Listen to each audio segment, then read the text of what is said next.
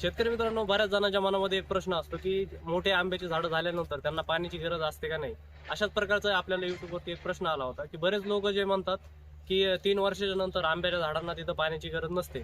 तर हा एक म्हणजे त्यांचा स्पेसिफिक प्रश्न नाही आहे. हाच प्रश्न अनेक शेतकरी मित्रांच्या मनामध्ये आहे की आपण पूर्वीपासून बघत आलेलो आहे की आपल्या शेतामध्ये आंब्याचे 1 2 3 4 असे काहीतरी 4 5 गावरान आंब्याचे झाडं असायचे.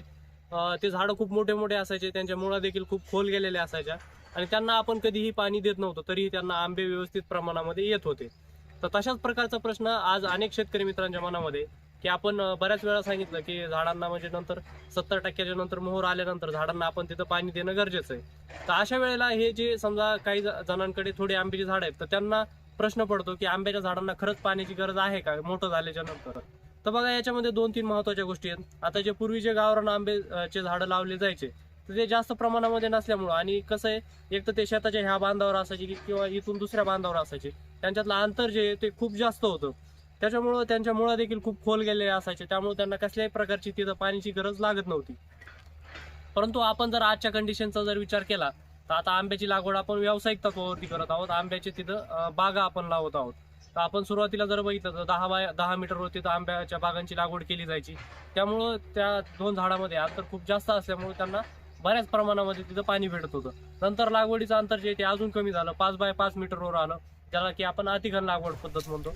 आणि त्याच्यानंतर अगदी आता अतिघन लागवड पद्धतीमध्ये डायरेक्ट 2.5 बाय 5 मीटर किंवा 2 बाय 4 मीटर एवढ्या कमी अंतरावर ही आंब्याची लागवड होत आहे. म्हणजे आपण जर बघितलं तर एकदम जवळजवळ आता आंब्याची झाडं जी ती लावली जातात. तर याच्यामुळं काय होतंय, झाडाची संख्या तिथं जास्त झाल्यामुळं तिथं झाडांना पाण्याची गरज जी आहे ती वाढलेली आहे. पूर्वीचे झाडं लांब असल्यामुळे त्यांना पाणी भरपूर प्रमाणामध्ये भेटत होतं.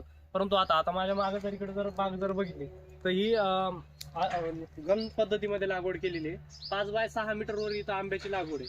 आता हे झाडं जर बघितले तर आता 20 वर्ष वय झालेलं आहे या झाडांचं आणि यांना आता पाण्याची गरज आहे की नाही असं जर आपण जर इथं सांगायला जर गेलं तर बघा, यांचं आता 2 झाडांमधील अंतर आहे 5 मीटर. तर आता ह्या झाडांची संख्या वाढल्यामुळे यांची मुळं साहजिकच एका झाडाची मुळं दुसऱ्या झाडाच्या जवळ आलेले आहेत. आणि अशा कंडिशनमध्ये ज्यावेळेस झाडांना फुलोरा येतो आणि मोहर येतो आणि तिथं फळधारणा होते, ज्यावेळेस झाडांना फळधारणा होते तिथं झाडाला प्रत्येक गोष्टीची तिथं गरज जास्त असते, ज्याच्यामध्ये की खत असेल, म्हणजे विशिष्ट प्रकारचे अन्नद्रव्य असतात, त्याचबरोबर पाणी असेल, ह्याची देखील तिथं गरज फळांना पोचण्यासाठी तिथं जास्त प्रमाणामध्ये असते. आणि अशा कंडिशनमध्ये जर तिथं जर झाडाला जर पाणी जर कमी पडलं तर झाड तिथं साहजिकच तिथं मारणार नाही, म्हणजे झाड काय तिथं जळून जाणार नाही. परंतु तिथं आपल्याला उत्पन्नावरती नक्कीच परिणाम पडलेला दिसेल. असं कशामुळे होईल की झाडांना फळ पोचण्यासाठी तिथं मोठ्या प्रमाणामध्ये पाण्याची गरज असेल आणि पाणी जर त्याला व्यवस्थित प्रमाणामध्ये जर तिथं भेटलं नाही तर फळांची क्वालिटी पाहिजे तशी आपल्याला तिथं भेटणार नाही. म्हणजे फळावर जी चकाकी म्हणू आपण तशा प्रमाणामध्ये आपल्याला ती तिथं भेटणार नाही. फळांचं तिथं उत्पन्न आपल्याला नक्कीच भेटणार. आता बरेच जण म्हणतील, आता काही जणांचे तिथं पाण्याची सुविधा नसेल, त्यांच्याकडे सपोज आपण समजू की त्यांच्याकडे एक 5-10 आंब्याचे झाडं आहेत कुणाकडे तरी, त्यांच्याकडे पाण्याची सुविधा नाही, त्यांनी त्या झाडांना पाणी दिलं नाही, त्या झाडांना फळं देखील लागणार आहेत आणि त्यातून त्यांना उत्पन्न देखील भेटणार आहे. परंतु जसं अपेक्षित उत्पन्न आहे की आता आता मी तुम्हाला दुसरा एक व्हिडिओ ऍड करून टाकतो. आंब्याला मोठ्या प्रमाणामध्ये सेटिंग झालेली, फळधारणा झालेली, एवढ्या मोठ्या प्रमाणामध्ये जर झाडाला तिथं फळं जर लागलीत आणि त्याला जर पाणी जर कमी प्रमाणामध्ये जर पडलं तर तिथं काय होणार आहे, जिथं झाडाला 10 फळं लागायचे तिथं आपल्याला तिथं 7 किंवा 6च फळं भेटणार आहे. बाकीचे फळं जी आहेत ती पाण्याच्या अभावामुळे तिथं गळून जाणार आहे.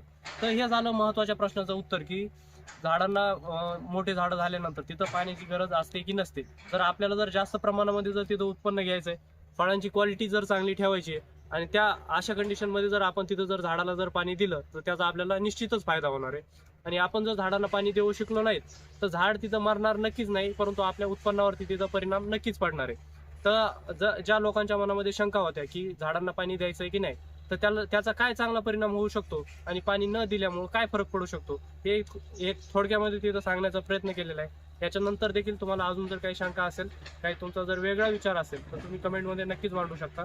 आणि अशाच माहितीपूर्ण व्हिडिओसाठी आपल्या चॅनलला नक्कीच सबस्क्राईब करा. धन्यवाद.